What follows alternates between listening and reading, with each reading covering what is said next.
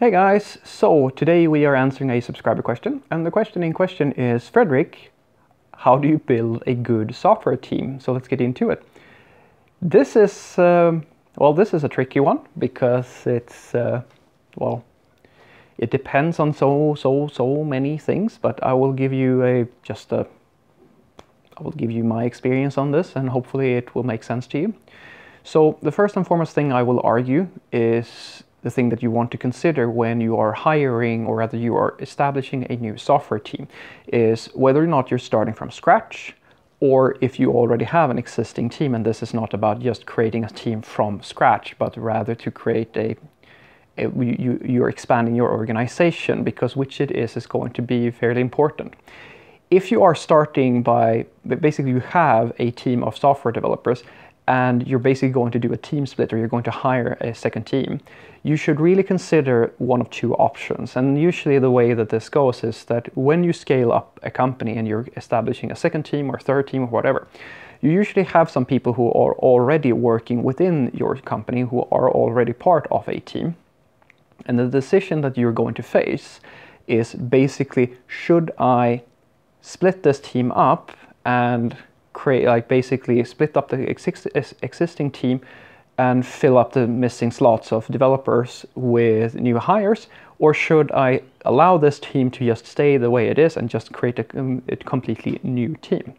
Those are the two options that you're going to have in front of you. In my experience, which you pick is going to be highly dependent on the reason why you're scaling up the organization in the first place. If things are going well and you have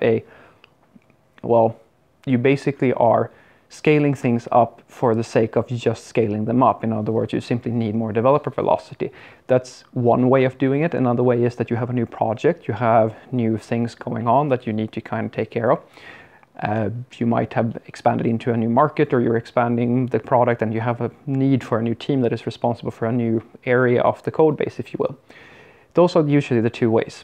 And in my experience, the best way to think about this is that when you split the team up, like if you have a high performance team, it's likely that if they are already working very well together, you should think about trying to keep them the way it is. Because if you keep the team as they are, it's likely that with the new team, you're going to have a longer onboarding process. Absolutely, they are going to be very dependent on the first team, the new team, basically. But the training period will take a little bit longer than if you split the team and basically try to redistribute everybody. But the benefit of having the high performance team is that if you have a need, like if something unexpected comes up and you basically need to be able to deliver and to actually ship value consistently, you can always trust that you have at least one team that can do the job and do it well. So if you have the money and the resources to actually allow that high performance team to stick around, you should consider it. But I will argue that the exception to this rule is if you're simply scaling up the organization.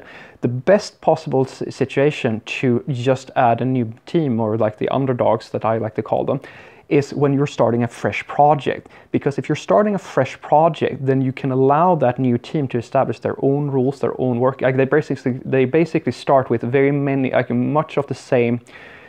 Well, it's basically the same outlook on things as your original team, because your original team very likely started with the first project, and if you now have a second project that needs to be delivered, it becomes a very similar experience for the new team. So you can kind of allow them to discover themselves and establish their own way of working. The only time I will say that I think that the other way of thinking about it, where you actually split the original team and create less effective teams, is if you have an extremely complicated project of some sort of application where you basically really need to make sure that you have people with domain knowledge embedded in the two teams, so that they can pretty much train and in a very effective manner share their domain knowledge with the new hires. That's at least what I've found. But if you can keep that high performance team, it's a very safe bet.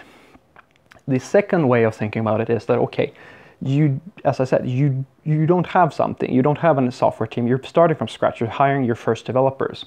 Now, the first thing you need to ask yourself here is, what type of developers do you need? That is going to be number one. Because the first hires that you hire should ideally be fairly similar people. The reason why you should, at least like the first 2-3 developers that you hire, what you're going for is to first and foremost ask, as I said, what type of developer do you want? Because if you can find 2 or 3 developers in the beginning, they are going to be the most valuable developers that you have, because they are the people who are going to start, like they together will start to influence the remaining developers that you get in. So if you have, I mean, if you hire high performance individualists who like prefer to kind of keep to themselves and like just do their own thing, you know, and they synchronize a little bit, that's going to set the tone for for the rest of the team, where you're basically going to find that it might be very hard to hire certain other developers, that you can't just put them into the mix, because you're not very likely to get a very social and open-minded person or someone like that to feel comfortable in such a team.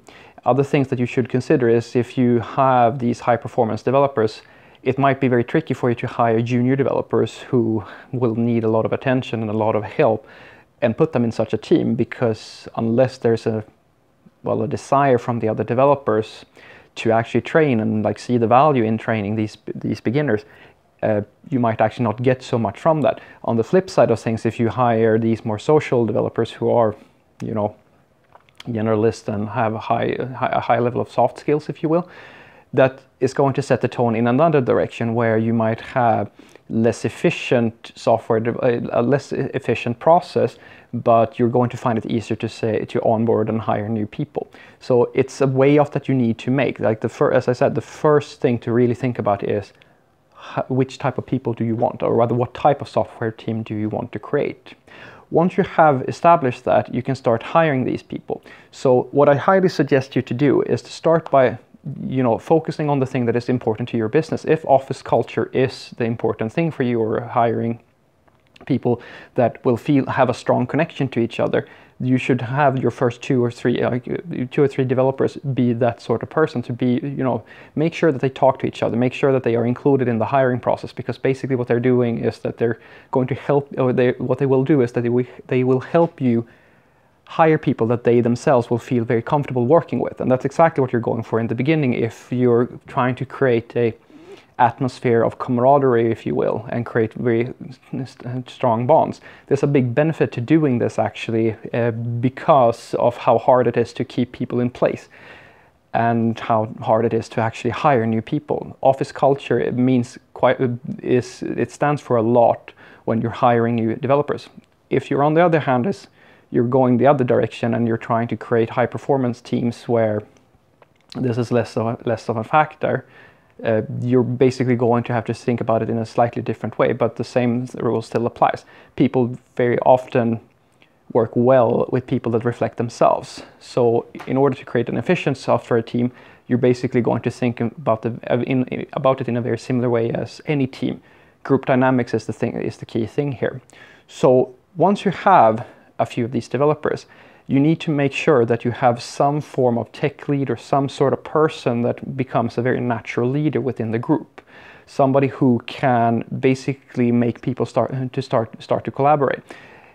Some groups, like some companies, have the fortunate situation of having, as I said, people with a lot of a high level of social skills or soft skills, and they very quickly become fairly self-organizing if managed properly, but that's not a given. Companies who have less of that, and as I said, have more developers who are more result focused and work more as island type of people, they will struggle a little bit more with trying to make people collaborate.